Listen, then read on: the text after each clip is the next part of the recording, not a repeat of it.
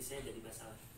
Nah sebelum ke sana kita itu diskusi dalam rangka menyiapkan seperti itu Pak. Dan pada kesempatan ini kita akan berbicara tentang komunikasi dan konsultasi. Komunikasi dan konsultasi itu kita ingin tahu sebetulnya informasi atau rencana pembangunan bendungan ini sudah dikomunikasikan dengan siapa saja. Actually in this area, intake for irrigation is below this dam. There's a regulating dam, the small dam, yeah. And then after that there's a primary irrigation channel. So if they say about that's why the annual operating rules, yeah. But the hydropower is included in this irrigation. So for irrigation is intake there, and then distributed through this penstock, yeah. And then this powerhouse, and then in the downstream there's a regulating dam, and then for there will be a regulation. Koordinator kegiatan pendayagunaan sumber daya air dari Kementerian, dari Direktorat Sumber Daya Air Bappenas. Oh, Bappenasnya ya. Oke. Ini terkait dengan ini dulu. Ini ada tim, ada 18 orang ya, yang hadir ke Tanah Bumbu. Nama timnya apa dulu nih Pak? Sebetulnya nama timnya tidak ada judul tim, tetapi kita ke Tanah Bumbu ingin melakukan assessment atau penilaian terhadap rencana pembangunan Bendungan Kusan dengan internasional standar gitu ya, namanya HSS Hydro Power Sustainability Standard. Oke. Dari Swiss atau dari mana? Bukan dari itu internasional standar, internasional standar gitu ya. Bahwa nanti yang membackup, yang sekretariatnya gitu ada, tapi tidak bisa dijawab dengan pertanyaan tadi, tidak bisa menjawab anunya gitu ya. Nah, kalau dari mana yang tim assessment internasional ada 3, ada Pak Yok, ada Mr. Alain, dan juga ada Aminah. Juga karena internasional dia bukan dominasi 1-2 negara, kumpulan gitu ya. Pak Yok from the Amerika, Pak Alain from the UK London, dan Aminah from the Kazakhstan. Itu kira-kira, jadi agak susah ya ketika didorong dari Swiss atau apa. Nah, apa pertanyaannya? Ini terkait dengan kehadiran tim ini. Sebenarnya apa sih tujuan utama dari kehadiran teman-teman di sini? Sebetulnya tadi di depan udah kami sampaikan ingin melakukan assessment terhadap rencana pembangunan Bendungan Kusan sesuai standar internasional itu. Internasional. Karena ini satu lagi, asosiasinya itu adalah International Hydropower Association, IH. Terus latar belakangnya mungkin sehingga harus diterjunkan nih. Wacana ini kan udah bertahun-tahun lalu kan. Yang ini gini kira-kira bahwa pemerintah Indonesia kan sekarang kondisi keuangannya relatif berat begitu ya setelah COVID. Kan nanti 2024 ada pemilu, pasti anggaran untuk pemilu juga harus disediakan karena memang dia perhelatan politik, menyerot anggaran. Oleh karenanya kami dari Bappenas, pemerintah pusat, Kementerian PUPR, kemudian ada ESDM dan juga PLN dan juga Menko Marves mencari peluang begitu ya, mencari peluang dengan cara kita melakukan assessment terhadap rencana Bendungan Kusan secara internasional. Itu memberikan peluang, tapi jika nanti acceptable ya, jika bahwa rencana Bendungan Kusan sudah sesuai standar atau penilaian terhadap standar internasionalnya semua diterima. Kalau sudah acceptable, bendungan tersebut menjadi layak jual. Layak jual dalam artian ketika ditawarkan di pendanaan internasional menjadi agak ada kemungkinannya, peluangnya ada, sehingga nanti misalnya ada developer atau penyandang dana yang membiayai pembangunan Bendungan Kusan menjadi mungkin. Nah, itu kira-kira apa namanya kita kesini gitu ya. Nah, ini yang tadi dengan swasta tentunya menjadi bagian kebijakan pemerintah juga, karena kita ada kebijakan kerjasama pembangunan pemerintah dan swasta, KPPU, kalau Inggrisnya PPP, Public Private Partnership.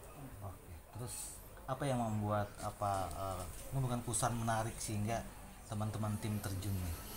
Ada yang magnet sesuatu yang mungkin membuat teman-teman harus melakukan saya asesmen di sini? jawabnya balik lagi ke respon pertanyaan tadi gitu ya. Karena kondisi keuangan negara ke depan berat begitu ya, sehingga kan walaupun sudah direncanakan tetapi kalau hanya mengandalkan APBN menjadi kecil kemungkinannya. Jadi selama ini memang bendungan pusat sudah diusulkan oleh pemerintah kabupaten ke pusat ya, sehingga ini menjadi program di pusat. Sudah ada, memang dibahas juga usulan-usulan tersebut, namun dengan kondisi prediksi gitu ya. Kita bayangkan keuangan negara ke depan seperti itu, maka kami begitu mencoba, karena ada kerjasama pemerintah Indonesia dengan IHA, maka kita cobakan penilaian tadi di Bendungan Kusan. Dan ini juga menjadi bagian pembelajaran bagi kami juga di pemerintahan Indonesia untuk bagaimana cara melakukan penilaian terhadap perencanaan bendungan. Apa aja? Bahwa secara teknis harus proven, secara ekonomi harus proven, kemudian secara sosial dan lingkungan. Lingkungan itu kalau bendungan nanti menenggelamkan hutan, nah itu semuanya kita lihat. Kalau sosialnya harus ada pemindahan penduduk, itu juga harus dilihat, dinilai seberapa tidak menyengsarakan kira-kira gitu ya. Seberapa emergensi sih kehadiran bendungan ini nanti di sini? Kalau itu sebetulnya secara secara teknis, secara ekonomi ada penilaiannya. Namun saya hanya ingin merespon bahwa Pak Bupati sampaikan bahwa kesejarahannya ini sebenarnya sudah lama. Ketika Pak Gubernur Kalimantan yang pertama, Kalsel yang pertama, karena pernah menjadi Pangeran Enor ya. Iya, karena pernah menjadi Menteri PU, maka sebetulnya ide Bendungan Kusan untuk dibangun Bendungan Kusan itu sudah ada. Dari 12 penilaian itu kira-kira di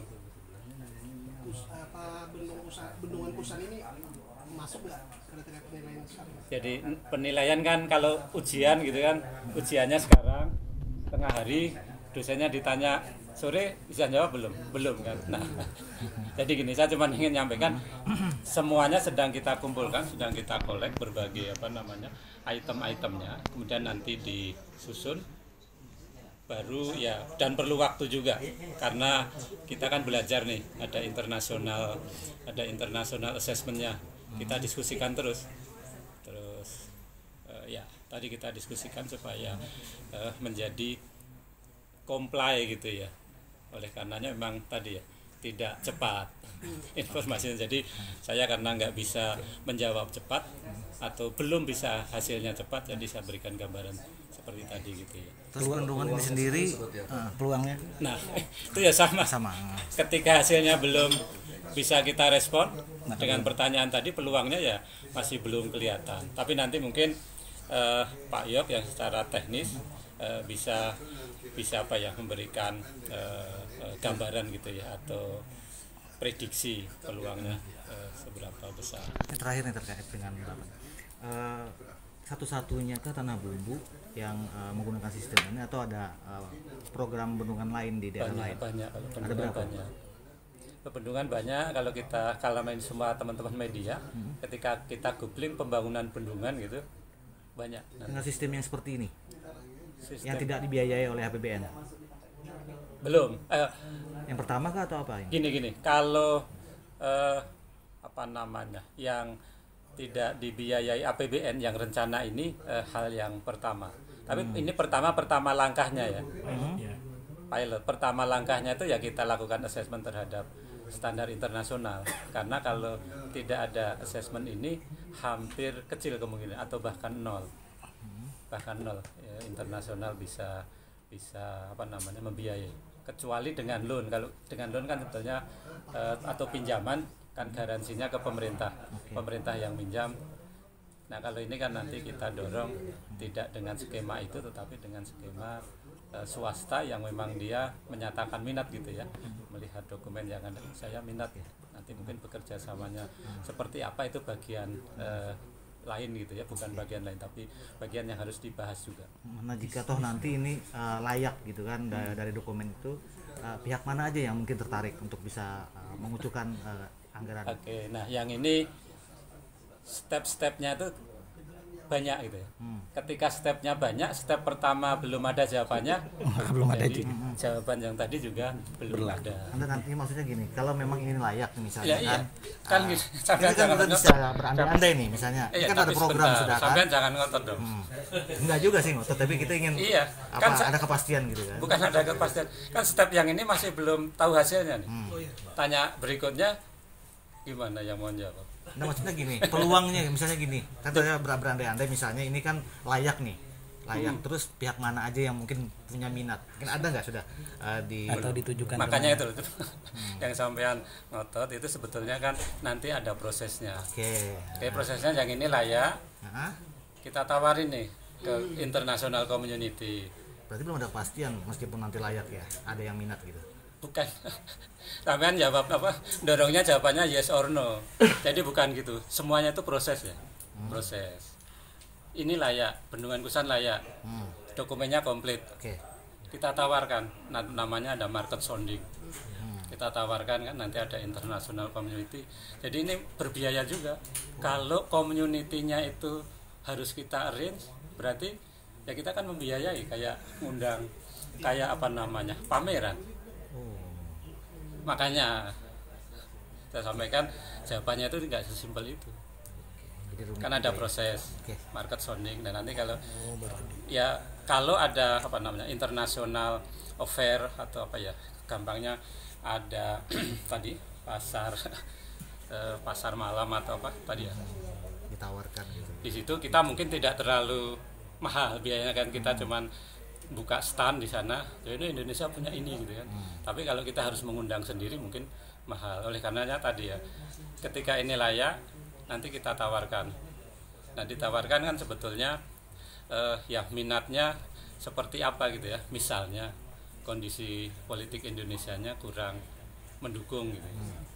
Banyak gejolak, banyak apa kan, internasional juga. Masuk pertimbangannya nanti ya. Iya, sama. Sekarang kan misalnya siapa nih? Sampean misalnya orang luar negeri naruh uang di sini kok gejolak gitu ya, uangnya ditarik lah, taruh di tempat lain. Nah itu gambaran-gambaran yang tadi ya, prosesnya panjang sehingga jawabannya tidak sesimpel itu. Terus kira-kira nih berapa lama butuh proses itu? Tergantung juga kan, step 1 selesai belum, step 2 nanti kayak apa. Berarti tidak ada target Pak? Nggak ada kepastian tahun depan, tahun 2024 atau tahun 2005 nih ada realisasinya. Susah nih media kalau pertanyaannya kayak gitu. Silahkan simpulkan sendiri kalau itu ya. Jadi saya cuma gambaran bahwa prosesnya tidak bahwa ini satu tahap gitu, ada ini target ada lah, cuman kan susah kita sampaikan sekarang. Kita dapatkan, dan juga antusiasme masyarakat cukup mendukung terhadap penilaian. Seperti misalnya kemarin kita daerah Genangan gitu, bahwa masyarakat sebetulnya antusias seperti Bapak Ibu semua media bahwa kapan mau dibangun. Nah, tapi kan karena proses gitu kita juga tidak bisa respon pertanyaan tersebut, sama dengan diskusi kita di sini gitu. Ketika ditanya kapan ya belum ada yang bisa jawab. Tapi kalau melihat kondisi di lapangan seperti apa? Memungkinkan gitu. Memungkinkan. Secara teknis sebetulnya clear, memungkinkan gitu ya. Tidak, ya ada hambatan tapi sebetulnya semuanya bisa diatasi. Tapi kan ini lebih ke financing gitu, pendanaan. Karena tadi makanya saya pelan-pelan gitu ya ngasih briefnya gambaran bahwa APBN ke depan berat itu menjadi bagian kenapa kita pemerintah pusat gitu ya, mendorong peluang-peluang pembangunan yang tidak hanya APBN saja, tetapi dunia ini kan semuanya apa ya, trade off itu tidak gratis lah. Sampean pengen swasta ada yang ikut bangun, ya ada upaya, ada persiapan. Nah, ini bagian dari persiapan untuk biar supaya investor atau swasta bisa berminat. Berapa sih anggaran yang dibutuhkan? Saya nggak hafal kalau anggarannya, karena memang belum kelihatan. Jadi belum kelihatan tuh kan, ini baru dokumen teknis, jadi masih belum direfleksikan seberapa besar biaya yang diperlukan. Mau ada gambaran ya? Belum. Siapa tahu kami urunan dari 12 konten ya yang di ini. From this start we do conduct this assessment. Do you have any some overview from what you see during this assessment? Yes, we have some very good impressions from the first days of our visit here. We have seen the project area, the dam site, the villages upstream, the irrigation area. So we are quite impressed with this area, and we hope we can make a contribution to the development of this area. Oke, mungkin dari yang disampaikan dari sejak pertama kali datang ke sini hari pertama, impresinya sangat baik, karena sampai saat ini pun sudah mengunjungi beberapa area penting dalam proses pembangunan Kusan, dari mulai rencana area akan tergenang, kemudian rencana bendungan itu akan dibangun, dan itu semua memberikan banyak informasi untuk nantinya diharapkan bisa memberikan kontribusi dari hasil assessment yang nanti akan dilakukan. Oke, nah pada saat ke lokasi 2000 hektar lebih ya yang area yang disiapkan gitu ya. Dari data yang kami terima gitu kan, dari rencana awal gitu. Nah, memungkinkan nggak areal segitu di lokasi yang di survei kemarin? Sorry, bagaimana Pak? Sorry, pertanyaannya. Lokasi kemarin. Lokasi kan direncanakan ada disiapkan 2000 hektar ya. Nah, kalau waktu survei ke lapangan memang memungkinkan hanya 3 desa itu yang they have the data that the dam of Kusan required around 2,000 hectares that can be underwater. So do you see it is very visible or any overview for that? Okay, yes, so like any dam project, this will have a major impact. It will require a lot of land and of course also a lot of economic resources. So one of our roles is to look at proposals like this and see whether they are well justified, they are worth the costs.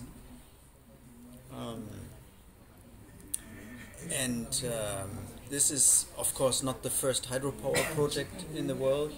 There are thousands of projects, and our role is to take the lessons learned, the experience from these international projects, and see whether we can make any recommendations for improvements of this project.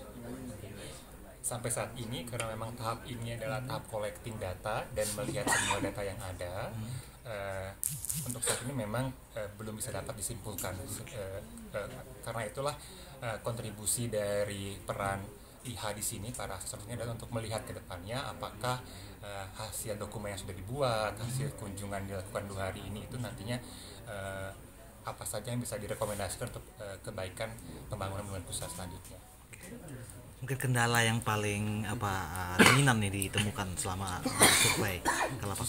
Did you see any obstacle or challenges during this assessment? I think the main difficulty that this region has to figure out is that there are different objectives for this project between flood control, power generation, and irrigation and other objectives. And sometimes it is difficult to fulfill all these objectives at the same time, come to a good compromise or balance between these different objectives. Dari perencanaan yang ada, Bendungan Kekusan ini memiliki multi-purpose manfaat yang beragam, dari mulai pengendalian banjir, irigasi, penyediaan air baku, dan juga penyediaan listrik. Nah, dengan banyaknya manfaat yang nanti diharapkan, ini menjadi suatu tantangan sebenarnya bagi pemerintah juga nantinya mengelola untuk membalanskan, menyeimbangkan antara masing-masing objektif ini. Nah, itu biasanya menjadi suatu tantangan berdasarkan pengalaman yang sudah ada sebelumnya. Harus benar-benar diperhatikan supaya keempat fungsi yang diharapkan ini mampu terdeliver nantinya. It would be great if the project can deliver all these objectives, but it requires a lot of discussions, negotiations between the different groups that are interested in different objectives. Sehingga dengan keempat fungsi ini memang harus banyak sekali koordinasi dan juga persiapan agar keempat-empatnya bisa terdeliver. Itu ditemui selama hari ini pun sebagai salah satu cara untuk melihat bahwa tujuan dari Bendungan Kusan ini mampu terdeliver. Itu menjadi satu tantangan tersendiri karena fungsinya yang sangat akan banyak dari Bendungan Kusan ini akan disediakan. Oke, terakhir nih, agar bisa mendapatkan hasil yang bagus atau minimal layak nantinya, hasil yang layak, apa peran pemerintah daerah yang dibutuhkan? So, in your opinion, to make this project visible and also can develop well, what is the role of the local government that very important to be delivered? Yes, the local government, the regency is crucial, is the most important player in this project, because most of the benefits of this project will be for this area, but also some of the costs will be from this area. The people that have to be resettled, the area that is going to be lost, forest area, agricultural area. So it is for the regional government to decide, the local government to decide if they want to move ahead with this project, and then to convince the central government and other investors that this project is worth investing in. Peranan pemerintah daerah sudah sangat krusial di sini, karena pemerintah daerah adalah pemilik dari inisiator dari proyek ini, di mana nanti benefitnya pun secara langsung pasti untuk seluruh masyarakat di area ini. Tapi di sisi lain pun ada cost yang harus disediakan oleh pemerintah daerah, bukan hanya dalam bentuk dana, tapi juga misalkan warga-warga yang nanti terdampak, hutan-hutan yang nanti misalkan harus direlokasi, sehingga komitmen dari pemerintah daerah itu harus sangat kuat dan juga harus sangat tinggi, sehingga nanti bisa meyakinkan bahwa proyek ini sangat penting baik kepada pemerintah pusat maupun nanti calon investor yang sekiranya tertarik untuk berinvestasi di Bendungan Kusan ini. Gambaran awalnya potensinya besar nggak untuk bisa dijual ke investor? So what do you think about the how potential this Kusan Dam could be visible on the market?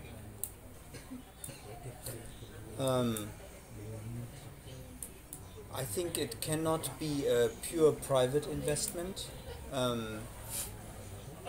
because the costs are high and the power that can be generated is relatively small compared to other projects of this size. So it would not be feasible for a purely private investor, in my view. But there's a combination of benefits here, some of which are interesting for private investor, the hydropower generation, and others are interesting from a public policy perspective. So it would have to be some sort of combination between private and public money investment, like Pak Juari said earlier. Berdasarkan hasil yang ada saat ini dan melihat banyaknya fungsi yang ingin dideliver oleh bendungan Kusan itu sendiri, ada potensi mungkin akan sangat layak apabila ada kolaborasi antara penggunaan dana swasta dan dana pemerintah. Sharing ya. Betul. Jadi ada kombinasi antara dana dari pihak swasta yang mungkin tertarik untuk berinvestasi dalam bendungan Kusan, melihat hal-hal yang sifatnya komersial seperti misalkan area listrik yang bisa dijual, tapi juga ada sisi yang sifatnya pelayanan publik yang mungkin itu dikontribusikan oleh alokasi dari dana pemerintah. But what I can say is that I don't see an obstacle from a social or environmental point of view. The issues that we have focused on. There are some impacts, yes, but we are confident that these impacts can be well managed with applying good international practices. Okay. Untuk saat ini berdasarkan kriteria yang diterapkan dari pihak asesor melihat sangat yakin sebenarnya Bendungan Kusan memiliki potensi, walaupun ada beberapa hal yang masih sifatnya gap atau tidak sesuai, tapi sangat yakin bisa diselesaikan dengan implementasi dari hasil assessment ini, sehingga nanti ada rekomendasi action yang bisa diimplementasikan.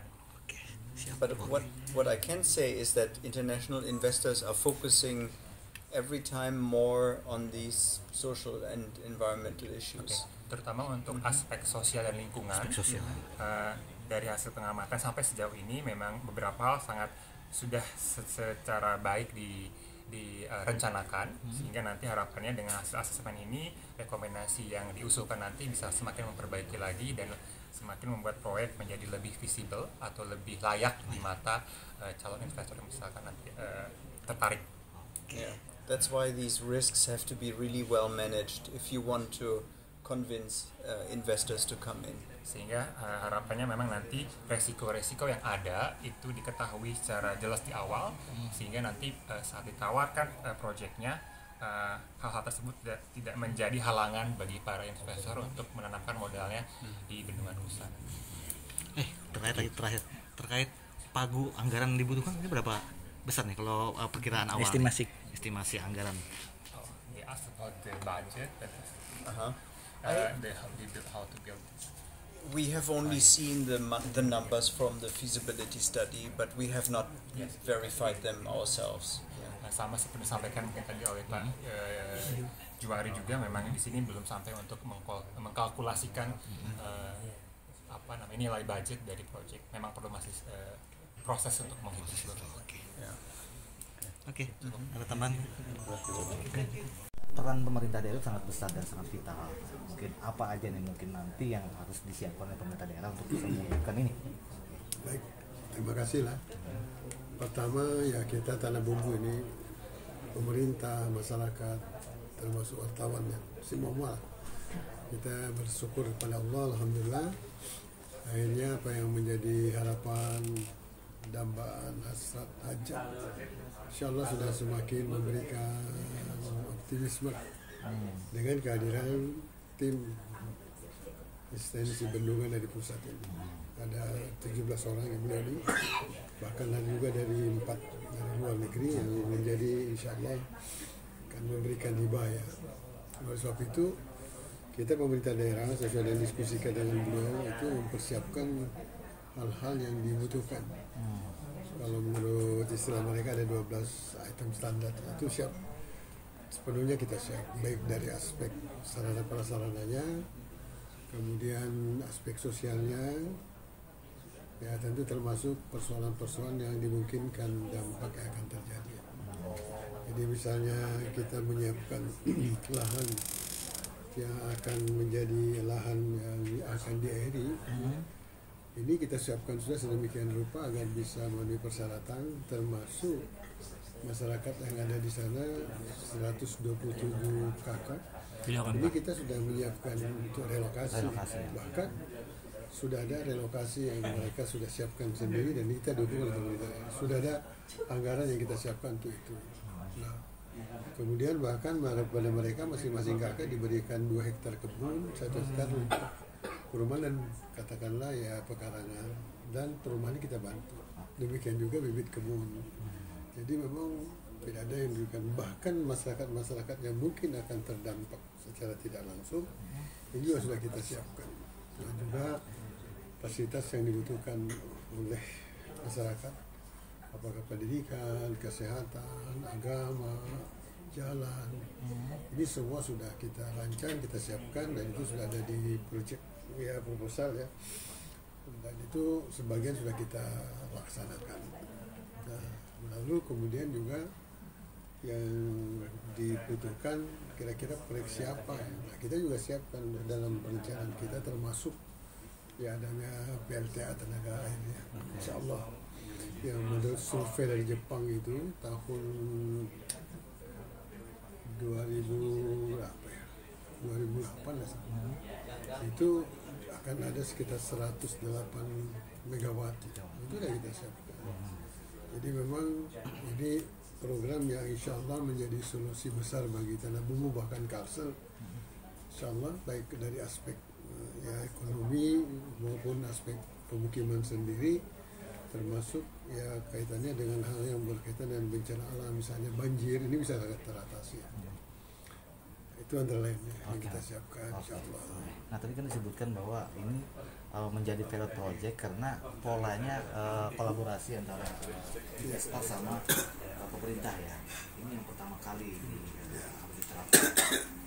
Apakah ini bisa pemerintah daerah mampu meyakinkan mereka ini langkahnya apa aja selama ini? Itulah yang alhamdulillah kita syukuri, karena semua yang kita lakukan hari-hari ini dan selama ini ternyata mereka sudah ya melihat standar yang memang diharuskan, dan mereka melihat kebenarannya, dan akhirnya mereka mau datang. Itu sudah sebuah bukti bahwa kita sudah bisa meyakinkan dan bisa dipercaya oleh tim ini. Nah oleh sebab itu memang kita akan terus lakukan langkah-langkah konsolidasi, termasuk langkah terakhir yang diminta adalah minta izin kawasan pinjam pakai, karena itu kan memang kawasan hutan, dan ini Menteri sudah berjanji langsung kepada saya maupun Dirjen, sudah oke. Jadi saya kira ini memang tinggal ya, waktunya, tapi ya tentu keputusan akhirnya memang ya tentu ke atas baik yang ke atas langsung ya, maupun tentu pemerintah pusat. Tapi kita tidak pernah lupa minta doa masyarakat. Ini semua karya ya hasil kerja prestasi masyarakat, orang tua, ibu-ibu yang berdoa setiap malam, anak-anak kita bahkan yang sekarang ini ada di 171 masjid setiap malam ya belajar, sekarang juga berdoa, anak-anak muda kita, karena bagian anak muda ini kan progres yang luar biasa saatnya. Karena kalau lampu PLN, PLT kita ini jadi, ini bukan main. Mereka secara teknologi akan sangat terbantu. Insya Allah tidak akan pernah, ya pokoknya terang benderang lah.